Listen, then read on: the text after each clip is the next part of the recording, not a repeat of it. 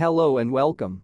This video tutorial seeks to help you better understand how to operate our product in the flight simulator.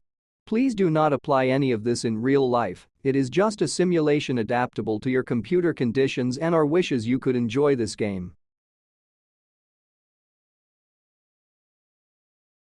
The de Havilland Canada-8 is one of the most iconic airplanes in history. It is a twin-engine turboprop aircraft in a high-wing, high-lift configuration, with a short fuselage for 40 passengers and wing-mounted landing gear.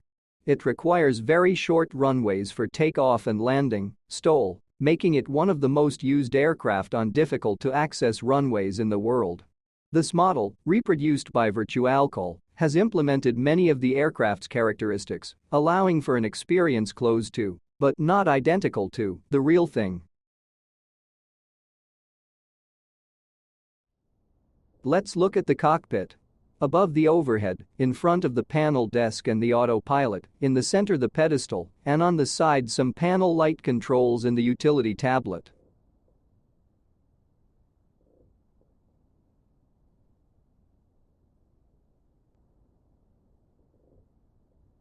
In our model, we have three ways to proceed with energization, flight planning, and engine startup. First, by following the included checklist, which is very detailed but may require additional information that we'll provide here.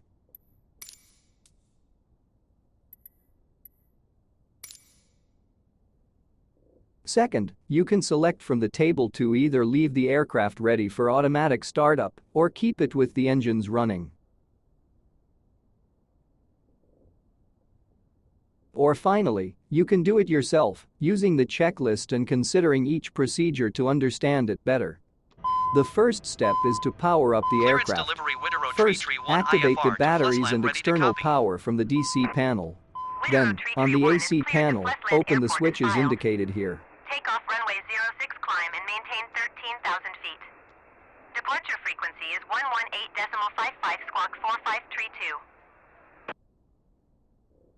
Now, for the panel lights and blade shares, you need to open the corresponding circuit located at the pilot light panel, as shown here.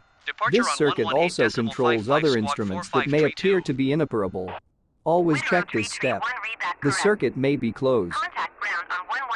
Before continuing, after powering up the aircraft, verify that all instruments are working.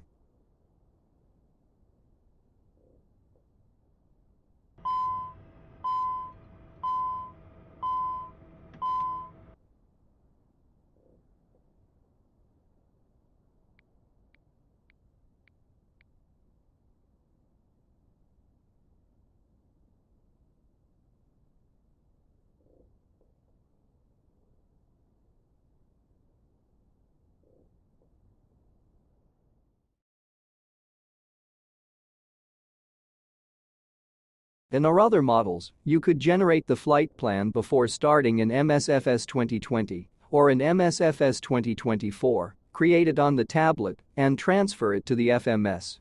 This isn't possible in our version. The UNS we use is the one developed by the Working Title Studio for Microsoft.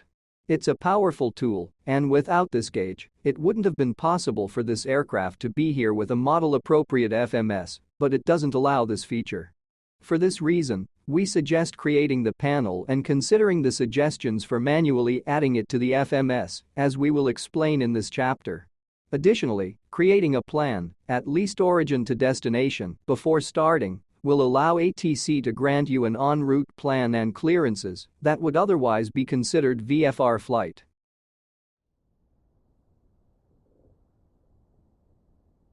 Using this FMS, or UNS as it's actually called, is very simple.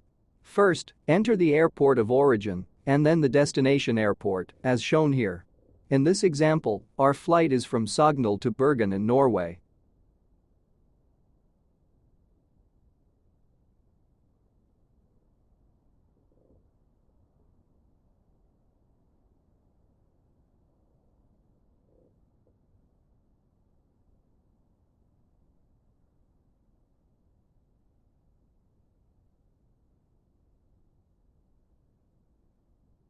Now, press the menu button and select Departure Procedure and Arrival Procedure to generate the flight plan initially.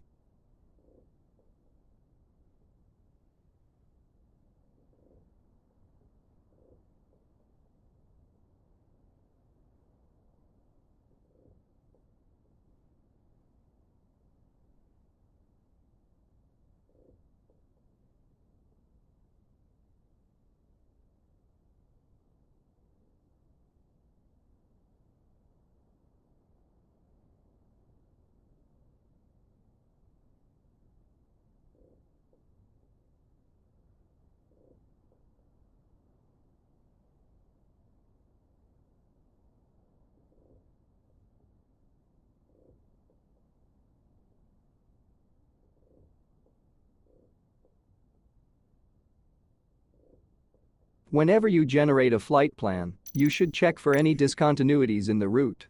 In this case, open the VFR map for MSFS 2020 and observe the route. You can add points or remove the warning, ensuring the points are automatically connected. If it's MSFS 2024, this route will not appear on the map unless you have included the same route and inserted the same waypoints as is. We still suggest removing the warning so the points are automatically linked.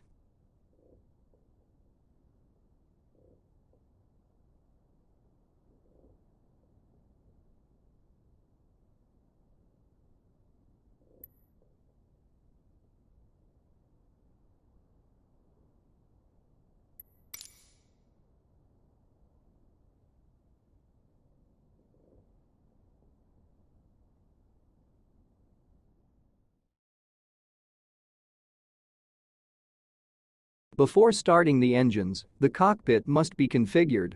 Initially, set the gust lock so the controls don't move until takeoff. Here, you can see the elevator dropping, a characteristic of the Dash 8 on the ground. In addition, the power will be reduced to 10%.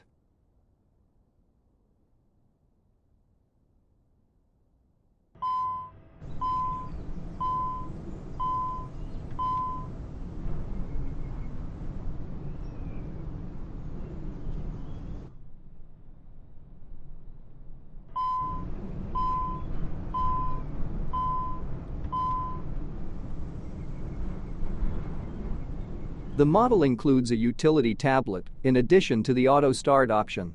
In this case, you can operate the boarding and cargo gates, configure the languages and the flight attendant voice commands, activate, deactivate, or even reset the flight's voices and audio alerts, or obtain help.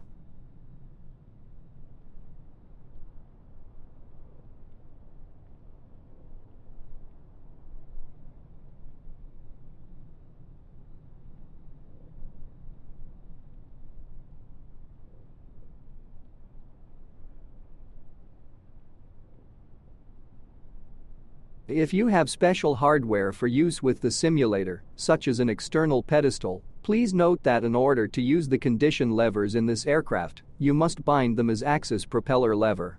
In order to fully utilize the benefits of the propellers used in this aircraft, everything has been bound from this axis. This is explained in detail on the tablet.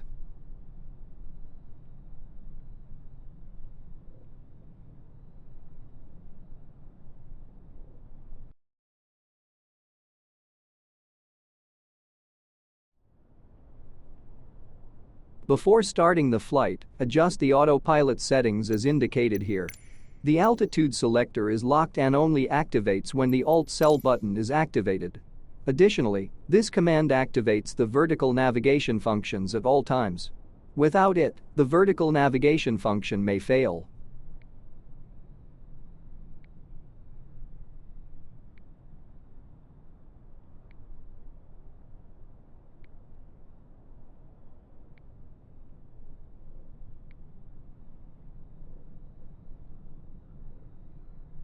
To adjust the vertical speed area's values, you must select the respective button. Note that it is activated by simultaneously pressing Alt-Cell. In this model, to make a change, you must release Alt-Cell and reactivate it when the respective value is ready.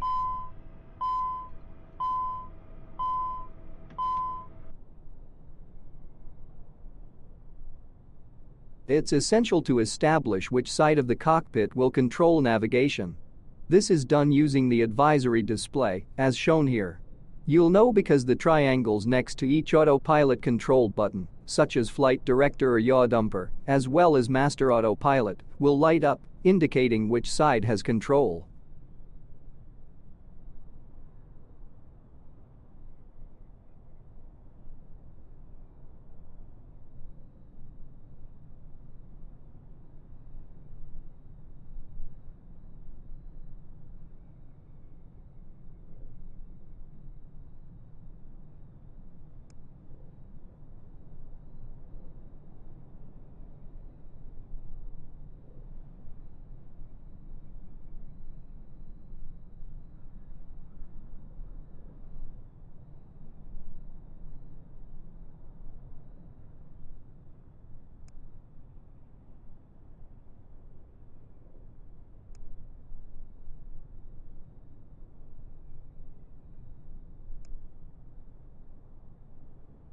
This sequence shows how to activate the spoilers for automatic program.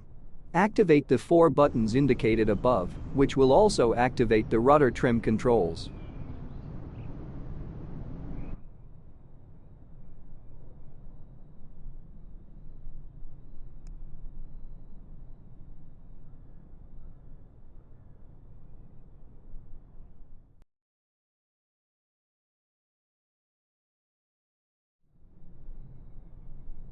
Starting the engines is a straightforward process. Watch how it's done step by step. It doesn't require further explanation. Only see and repeat. Ladies and gentlemen, welcome aboard our flight. We would like to bring to your attention the safety information you need to follow. Please stow your hand luggage carefully in the overhead compartments. You can place smaller items under the seat in front of you. When the seatbelt sign is on, please fasten and adjust your seatbelt as shown here. Keep your seatbelt fastened and visible until the seatbelt sign is off. When needed, you can release it as shown here. Please switch your mobile phones and all other electronic devices to flight mode. Mobile phones and other electronic devices without a flight mode must be switched off. It's illegal to smoke on this flight, including electronic cigarettes. It is also strictly prohibited to smoke in the lavatories, which are equipped with smoke detectors. Attempting to damage these detectors is penalized by law. Should there be a loss of cabin pressure, oxygen masks will drop down automatically. Pull the nearest mask, place it over your nose and mouth, pull the straps to adjust your mask, and keep breathing normally. Ensure your mask is properly adjusted before assisting others. Emergency exits are located on each side of the cabin.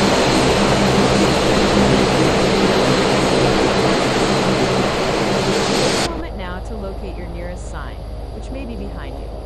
In the event of an emergency evacuation, leave the aircraft following the exit signs and the illuminated path along the aisle. To ensure a quick evacuation, please leave behind all hand luggage, high heels, and sharp objects. You will find your life vest under your seat. Taking a life jacket from the plane is penalized by law. If needed, slip it over your head, attach the straps, and adjust the tightness. When you reach the exit, inflate your life jacket by pulling the red toggles or by blowing into the tube or tubes. Exit doors are equipped with automatically inflating slides, which the crew will operate in case of an emergency. Before takeoff and landing, please make sure that your window is open, your tray table is closed, and your seat back is fully upright. For more information, please refer to the safety card located in your seat pocket. Make sure you follow all signs and cabin crew instructions.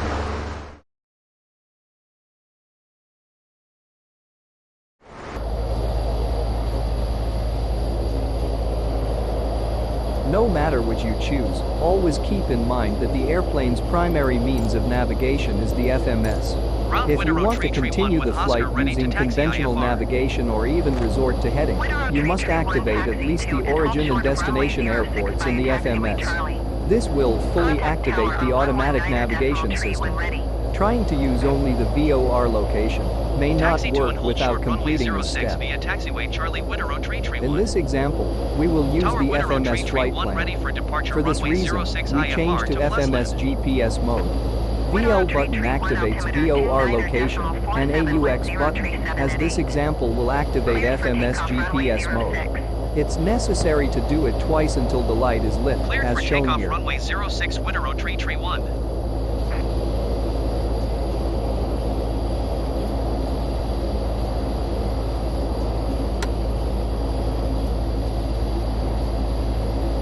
Before taxiing, check that the condition lever is in the minimum position. Otherwise, it will not move because the propellers are feathered.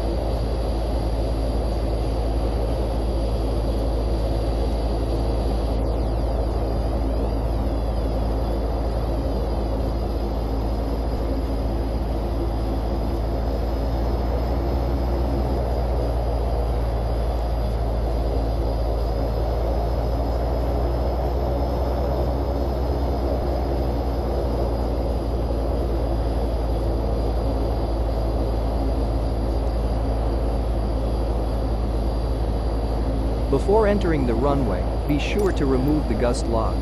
Otherwise, it will be dangerous to initiate takeoff because the elevators point downward and the power is low. It will be a disaster.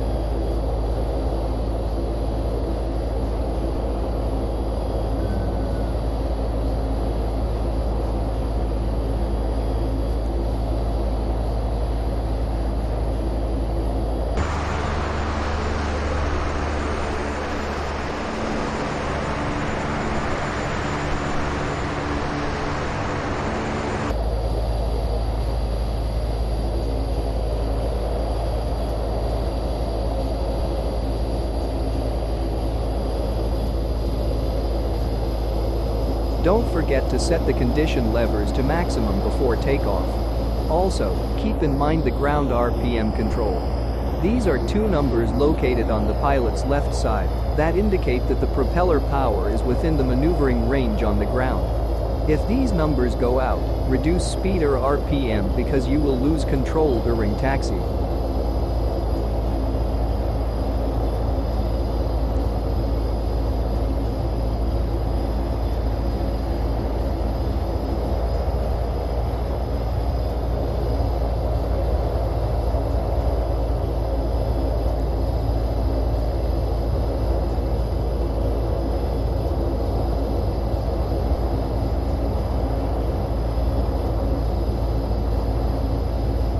Reduce speed by briefly reversing the engines.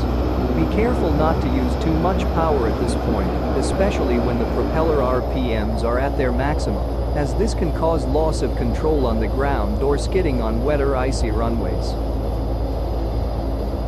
On tight runways, you can use a trick familiar to pilots of this type of aircraft. Shift power to the engine opposite the direction you want to turn, and you'll help reduce the angle of the turn. But do it gently. In this example, our pilot applied a little too much throttle, causing the engine to go out of the RPM range and the wire not to be short as he expected.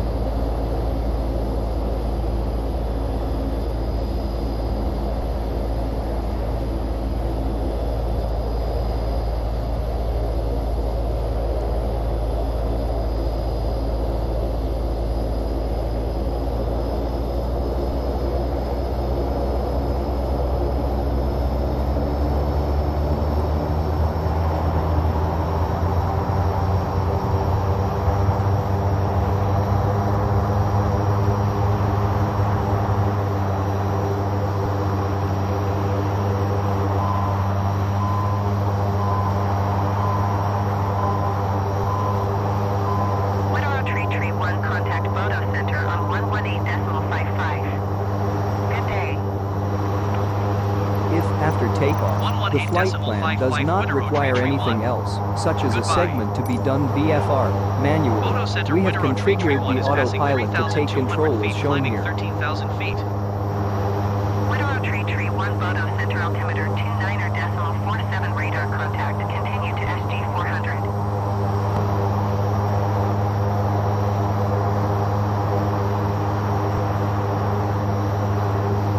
In our model, to modify the vertical speed area's values during the climb, briefly disconnect alt cell, and then reconnect to activate the vertical navigation change when ready.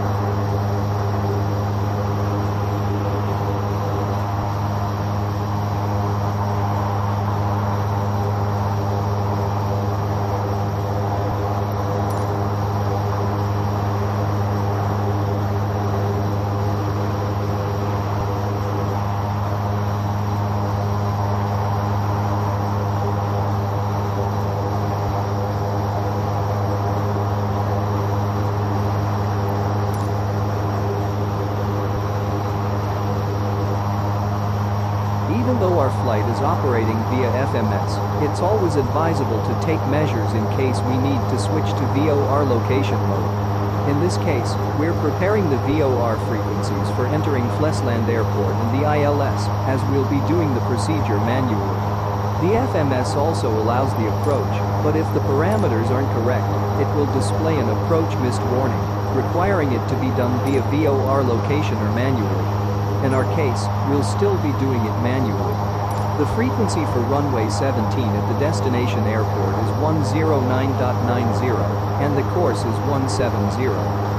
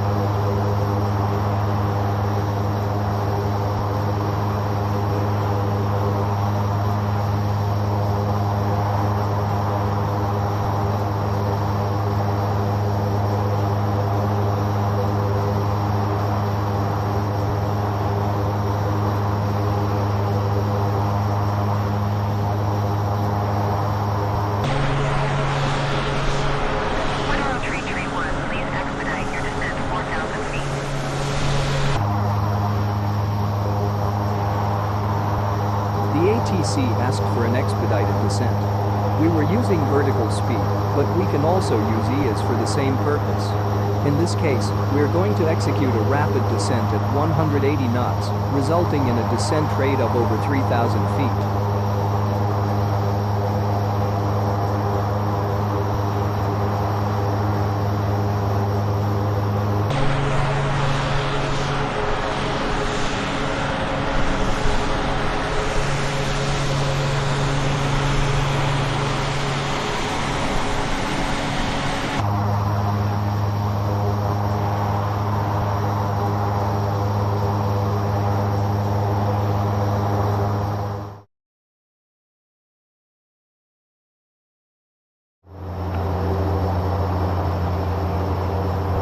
Glide slope. Glide slope. When entering the ILS frequency, the autopilot detects a glide slope. At this point, we verify whether to continue with the FMS, the VOR approach, or proceed manually with VFR. In this example, it's impossible to perform VFR because there is no visibility. Using instruments is necessary.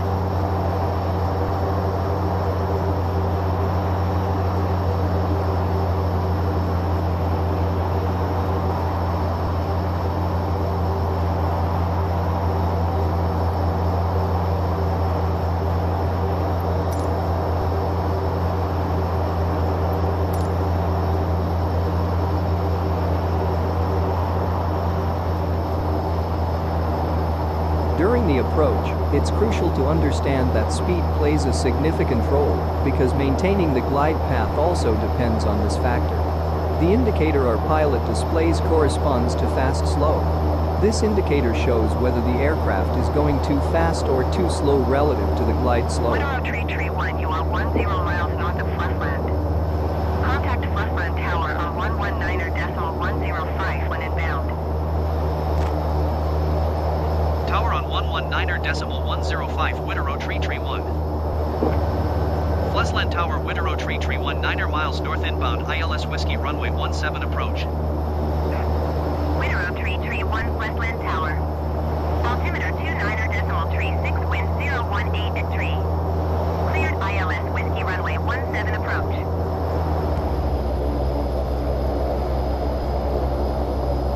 As we indicated before, the FMS has lost the approach, so we will move on to using the VOR location approach.